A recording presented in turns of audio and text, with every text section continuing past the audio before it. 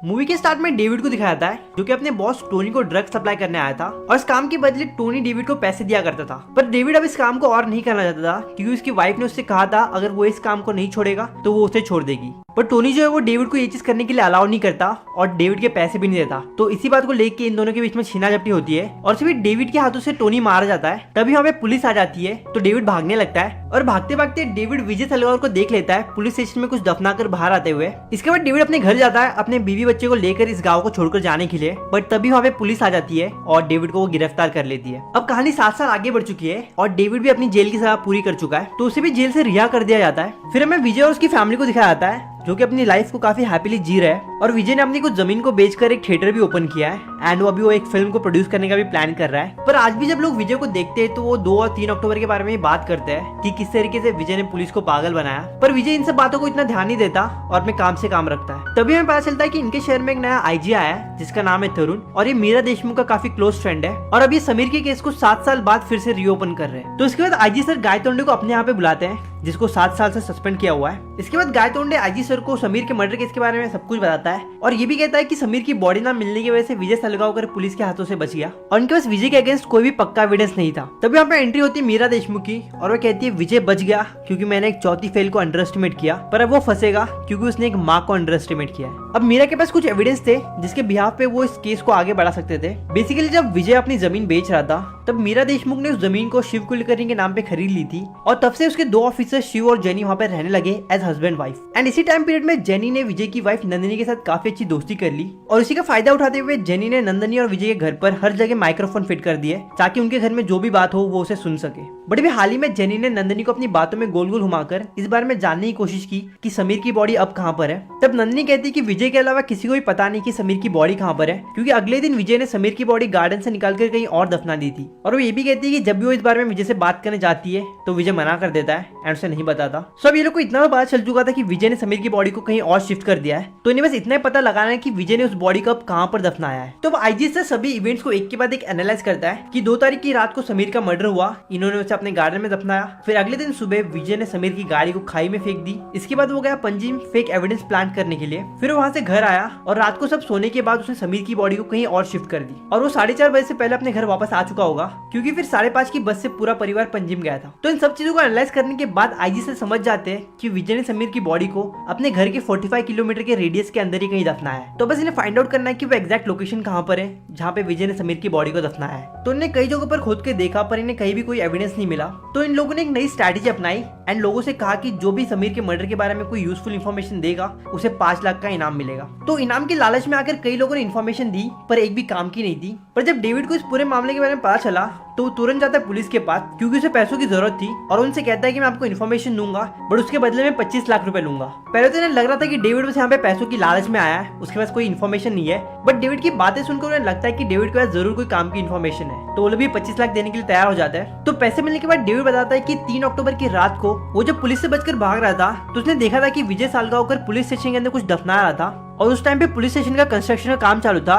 तो एग्जैक्टली इसी जगह पे जहाँ पे आप खड़े हो वहीं पे विजय सलगांवकर कुछ दफना रहा था। फिर इसके बाद ये लोग पुलिस स्टेशन में खुदाई करने के लिए सभी लीगल परमिशन ले लेते हैं एंड खुदाई स्टार्ट कर देते हैं और ये बात विजय को पता चल जाती है कि पुलिस स्टेशन में खुदाई का काम चालू है एंड इसी दिन के लिए उसने अपने दुकान के बाहर एक कैमरा लगाया था जिससे कि वो पुलिस स्टेशन पे नजर रख सके कि वहाँ पे क्या हो रहा है क्या नहीं हो रहा है। सो पुलिस स्टेशन में खुदाई की बात जानने के बाद विजय सलगांवकर अपना सारा काम छोड़कर कहीं चला जाता है एंड पुलिस स्टेशन में पुलिस को किसी का कंकाल मिलता है और फोरेंसिक रिपोर्ट से पता चलता है कि इस कंकाल की एज समीर की एज से मिलती जुलती है। अब बस डीएनए टेस्ट आना बाकी था जिससे कि ये कंफर्म हो जाए कि ये समीर के कंकाल है।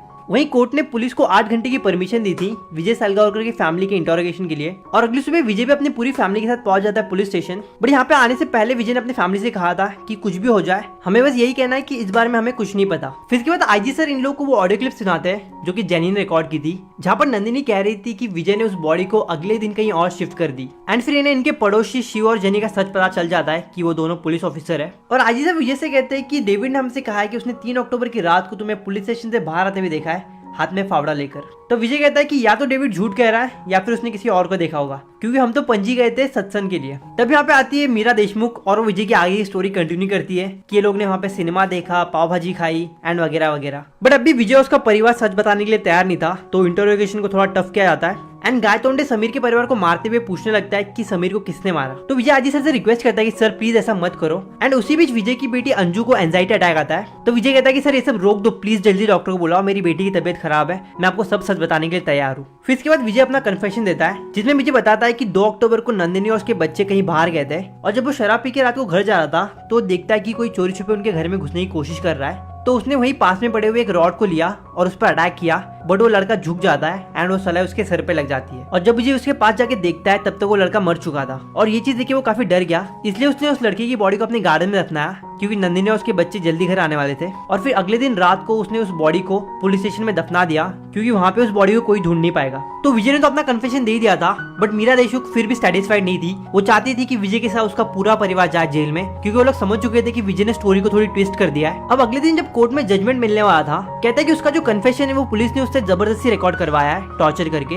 और साथ ही साथ विजय की लॉयर कोर्ट में ये कहती है कि पुलिस ने जो स्टेटमेंट दिए समीर के केस को लेकर वो कट टू कट एक नॉवल से इंस्पायर है, दृश्यम, जो कि मुराद अली ने लिखी है। और तभी कोर्ट में उस कंकाल की डीएनए रिपोर्ट भी आ जाती है जिसमें पता चलता है कि वो कंकाल एक्चुअली समीर के है ही नहीं, किसी और के है। एंड फिर से एक बार कोई भी एविडेंस ना होने की वजह से समीर पे कोई कार्रवाई नहीं होती। इसी बीच जब मुराद अली को विजय के बारे में पता चला कि उसके ऊपर ऐसा कोई केस चल रहा है तो वो इस दृश्यम नॉवल के बारे में आकर आईजी को बताते हैं। ये नॉवल लिखी मैंने है पर इसकी पूरी कहानी विजय सलगांवकर ने बताई थी, बट मुझे ये नहीं पता था कि विजय जो कहानी बता रहा था वो उसकी लाइफ की एक्चुअल कहानी है। और आईजी से समझ आते कि विजय ने फिर से एक बार अपने दाव खेले और अपने साथ अपने पूरे फैमिली को बचा लिया। तो बेसिकली विजय को इस चीज का पहले से अंदाजा था कि एक दिन पुलिस को समीर की बॉडी मिल जाएगी, इसलिए उसने सब कुछ पहले से प्लान करके रखा था कि जैसे पुलिस को समीर के कंकाल मिलेंगे वो फोरेंसिक लैब में जाएंगे टेस्टिंग के लिए, वहाँ पे वो उन कंकाल को चेंज कर देगा। और इसी चीज के लिए विजय ने फोरेंसिक डिपार्टमेंट के सिक्योरिटी गार्ड से दोस्ती भी कर ली थी, जिसका फायदा उठाकर उसने फोरेंसिक डिपार्टमेंट से कंकाल बदल दिए थे। अब ये कंकाल भी विजय को इतनी आसानी से नहीं मिले थे, वो काफी वक्त से ऐसी बॉडी की तलाश में था जिसकी मौत सर पे मार लगने की वजह से हुई हो, जिसके बॉडी मैट्रिक्स समीर के बॉडी मैट्रिक्स से मैच होते हो। एंड फिर फाइनली विजय को ऐसी बॉडी मिल भी गई। तो समीर का केस क्लोज होने के बाद विजय ने समीर के कंकाल को डिकम्पोज कर दिया, बट उसके कुछ कंकाल के हिस्सों को उसके पेरेंट्स को वापस लौटा दिया ताकि वो बाकी के रिचुअल्स पूरे कर सके। और इसी के साथ ये मूवी यही खत्म होती है।